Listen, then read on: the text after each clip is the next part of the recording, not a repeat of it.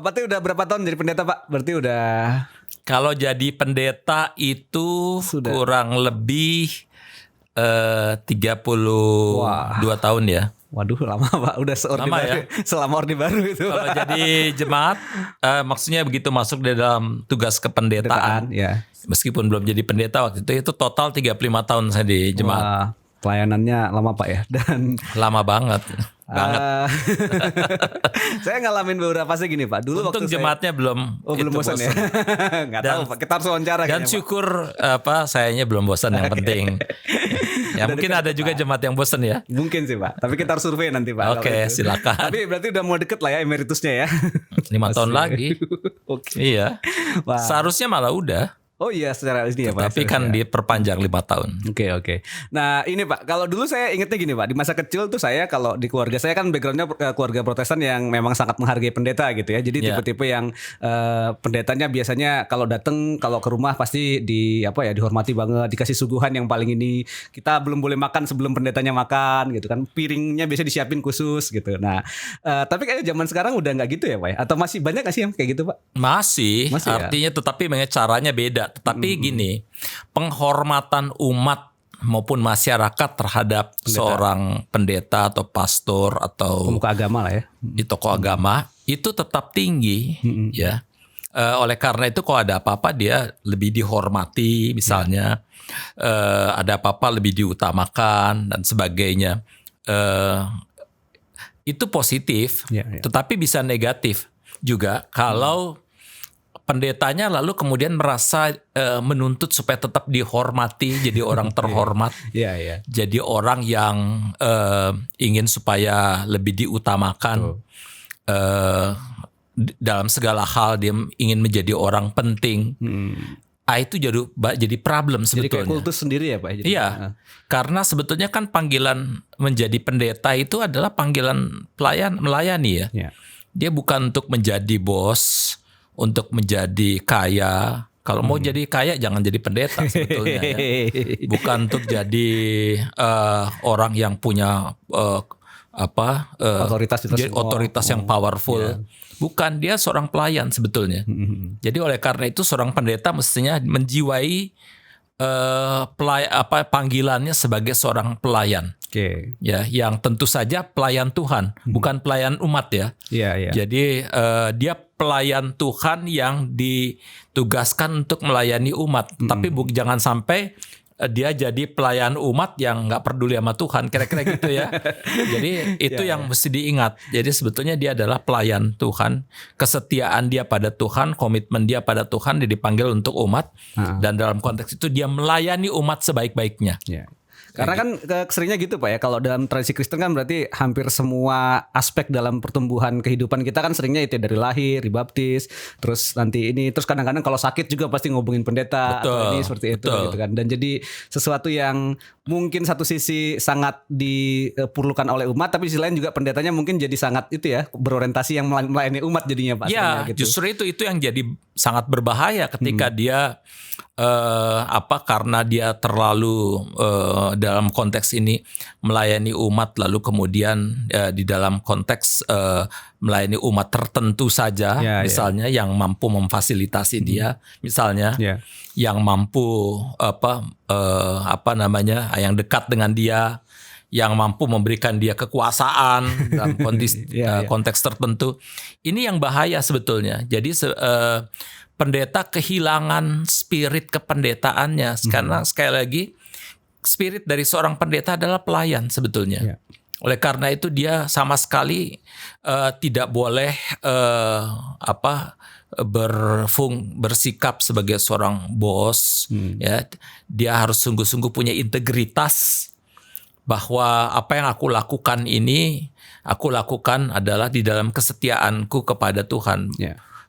Bukan juga untuk kepentinganku, bukan untuk egoku, bukan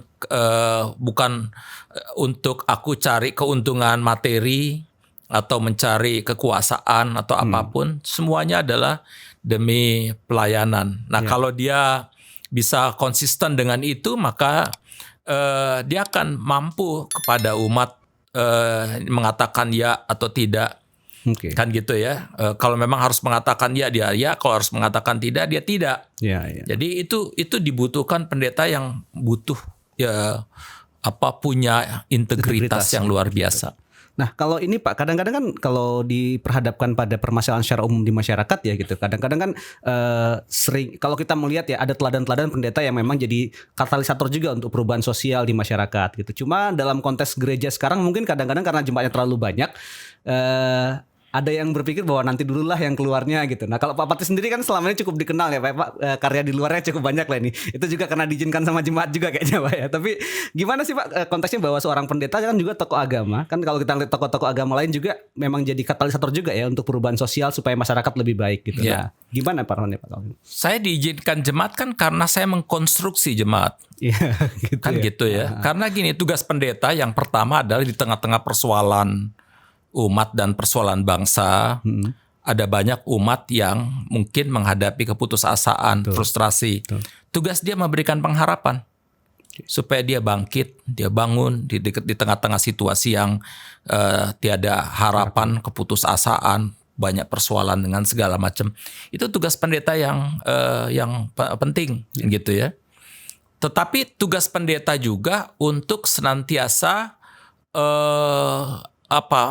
membuat umat itu terutama yang lemah diperhatikan. Oke.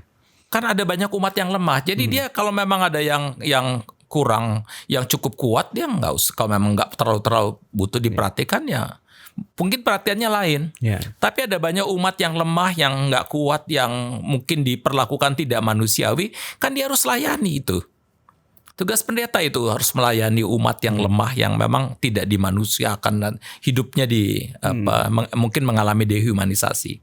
Tetapi yang ketiga, tugas pendeta bukan cuman supaya melayani umat yang lemah atau melayani umat yang merasa putus asa, kan gitu ya, frustrasi. Tugas pendeta adalah membuat umat itu mampu menjadi berkat bagi bangsa, bagi dunia. Karena kalau umat cuma dilayani supaya sembuh, misalnya ya, supaya tenang, supaya punya pengharapan, supaya kuat, tapi cuma sampai di situ saja, ya nggak ada gunanya gereja. Gereja itu kan tugasnya adalah menjadi garam dan terang dunia. Oleh karena itu tugas seorang pendeta di dalam spirit kepelayanannya itu menuntun umat, mengkonstruksi umat supaya keluar dari egoisme pribadi, keluar dari egoisme kelompok, keluar dari primordialisme, keluar dari batas-batas apapun yang ada untuk menjadi pelayan-pelayan bangsa dan pelayan kemanusiaan, gitu. Jadi itu tugas besar yang diemban oleh pendeta. Oleh karena itu tadi yang you katakan bahwa saya banyak keluar karena umat mengizinkan. Ya umat mengizinkan, saya udah konstruksi jemaat ini dari awal. Ketika saya masuk, saya tahu bahwa panggilan saya adalah bagaimana untuk menjadi berkat sebesar-besarnya bagi banyak orang. Dan saya nggak bisa lakukan sendiri itu, kecuali saya mengajak jemaat saya juga untuk ikut juga loh menjadi berkat. Jangan cuma untuk diri sendiri, jangan cuma bangun gedung gereja besar, jangan cuma berpikir untuk kolektenya banyak, kan gitu ya. Tetapi berpikirlah juga apa sih manfaatkan kehadiranmu bagi bangsa dan bagi sesama, kan gitu. Oleh karena itu memang saya mengkonstruksi jemaat saya memang untuk siap di dalam satu pelayanan yang lebih besar. Kadang-kadang ada orang yang berpikir begini. Sengaja ya maunya pelayanan di luar aja di jemaat nggak terlalu diperhatikan. Oke, boleh sah-sah saja ya keberatan. Tapi memang saya merasa bahwa hidup saya ini kan masa cuma untuk jemaat yang sekian ribu, kan gitu. Saya ingin kalau saya bisa dan Tuhan masih pakai, kenapa saya nggak gunakan, manfaatkan diri saya ini dengan berbagai talenta yang Tuhan berikan untuk sebesar-besarnya kebaikan masyarakat. Tentu saja meskipun saya pikir untuk kebaikan sebesar-besarnya kebaikan masyarakat, mungkin sumbangan saya, kontribusi saya kecil.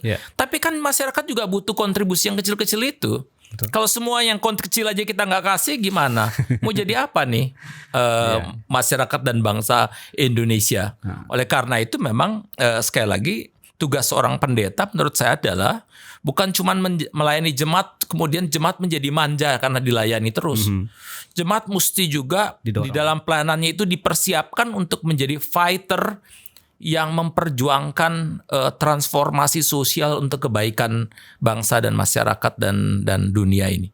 Nah, begitu kira-kira. Wah itu jadi ada ini ya Pak ya, maksudnya itu kan kalau Bapak bilang tadi sebenarnya tiga-tiganya itu dikerjakan berbarengan ya sebagai seorang pendeta ya, maksudnya ada hal yang memang harus kita perhatikan fungsi-fungsi itu ya, jadi tidak boleh mengabaikan yang lain seperti itu. Nah tantangannya di masa kini Pak, kira-kira emang ada hal khusus nggak Pak, terutama di masa sekarang ya, kita ngalamin pandemi, era digital gitu. Nah kalau ini akan meredefinisi ulang nggak sih Kak peran seorang pendeta di masyarakat kalau Bapak melihat refleksi selama ini? Yes, peran pendeta prinsipnya ya Sama itu ya. tadi ya. Tiga hal Tetapi tadi. kan di dalam konteks masyarakat yang terus-menerus berubah ini, maka pendeta ini sekali lagi dia harus senantiasa mampu membaca tanda-tanda zaman, Ya, istilahnya ya. Perubahan-perubahan apa yang terjadi di tengah-tengah masyarakat dan apa yang akan terjadi di tengah-tengah dunia ini, apa efeknya bagi umat dan apa efeknya bagi masyarakat, dan di situ dia menuntun umatnya. Gimana umat mampu menjadi berkat di tengah dunia yang berubah ini, kan gitu. Jadi nggak bisa sekarang kita bikin oke, saya sekarang mau lakukan ini, lalu itu terus menerus. Nah, kadang-kadang butuh sesuatu yang perubahan dulu. Saya ingat ada masanya ketika saya baru-baru masuk jadi melayani di gereja. Gereja itu waktu itu sangat terganggu sekali dengan muncul perkembangan karismatik. Ya gerakan. Oke, yang ya oke lah pada masa itu begitu ya. Tetapi kemudian dunia ini udah begitu berubahnya luar biasa, dan kita merasa bahwa panggilan kita sekarang bukan cuman ngurusin internal kita dengan urusan soal karismatik. Kita kan juga punya panggilan untuk bagaimana menjaga supaya terjadi integrasi sosial di tengah masyarakat. Ya. Gimana menjaga supaya integrasi sosial itu semakin diperkuat? Kan membangun hubungan relasi antar agama. Iya. Kan gitu ya. Lalu di dalam konteks membangun relasi antar agama pada masa itu, ketika saya coba lakukan gagas itu dengan segala macam, ya saya cuma salah satu penggagas saja ya. Itu kan saya dibenci Kontroversi lah. Ya, orang nggak suka dan banyak yang nggak terima saya sebagai untuk berkhotbah di gerejanya ya kan gitu. Untuk saya nggak apa-apa kalau seorang pendeta, kalau memang dia mau berbicara tentang sesuatu yang baik ke depan dengan visi yang baik, dia harus terima itu. Nggak apa-apa, nggak diundang juga nggak soal kok. Karena yang ditawarkan itu sesuatu yang baik. Kalau you nggak berani melawan itu, artinya menawarkan itu, nanti daripada aku nggak diundang, daripada aku dibenci, you nggak akan jadi seorang pendeta yang baik juga. Karena pendeta harus berani mengambil resiko apapun. Kalau memang itu sesuatu yang baik, tentu saja dia udah diuji oleh konteks masyarakat di mana dia hidup ya. Jadi oleh karena itu saya berani lakukan itu, dan sekarang soal urusan hubungan antar agama udah nyaris nggak ada persoalan lagi di kita. Saya coba masukkan sekarang kita mulai bergumul dengan politik, kan gitu. Ya banyak yang nentang lagi dengan segala macam. Saya nggak pusing, karena kalau gereja tidak sungguh-sungguh menggumuli persoalan-persoalan begini, mengajak umat untuk memikirkan bukan saja dirinya tapi memikirkan persoalan masyarakat. Ya, itu menurut saya bukan saja pendetanya gagal, umat juga jadi umat yang gagal. Ya. Betul, Pak. Begitu kira-kira. Itu menuntut ini ya Pak ya. Jadi memang harus pembelajaran dan pengujian pribadi yang kuat dari seorang pendeta. Betul. Apakah yang kita tawarkan ini karena ego kita, sebetulnya karena kepentingan diri kita, atau memang sesuatu yang bermanfaat untuk bangsa?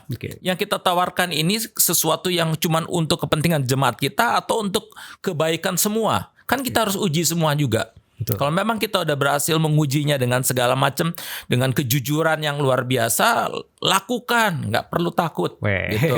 Kira-kira begitu. Karena itu bagian dari tugas seorang pendeta untuk menuntun jemaat melewati lembah-lembah kekelaman. Kira-kira gitu.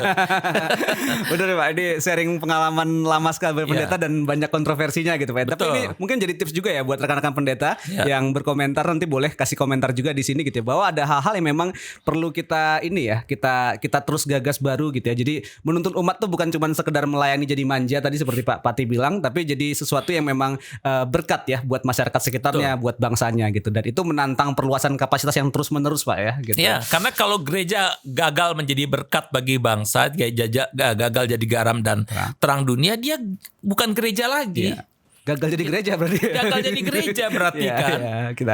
Untuk apa kan gitu? Dia cuma jadi bisnis yang pendetanya ngumpulin duit saja, Iya, iya. memperkaya dirinya, sementara umatnya kececeran, Iya, miskin. Jadi event organizer jadi ini ya gitu. Itu dia kan gitu. Nah ini penting sekali dicatat juga untuk rekan-rekan yang jadi kritik juga buat para Ya. pemuka agama dan juga buat kita semua bahwa ada sesuatu yang penting dikerjakan daripada sekedar hal-hal yang rutin, hal-hal yang biasa walaupun itu baik dan perlu terus dikerjakan, tapi kita harus berpikir melampaui diri kita sendiri Pak ya, untuk itu. Oke, makasih Pak Pati buat sharingnya. Ini jadi sesuatu yang berkat buat kita semua. Nanti kita akan obrol lagi tentang peran pendeta dan curhat di masa kini seperti apa ya Pak Pati ngalamin itu semua. Terima kasih udah sharing di channel ini Pak. Sama-sama. Teman-teman terus saksikan di channel Open Liberty berikutnya.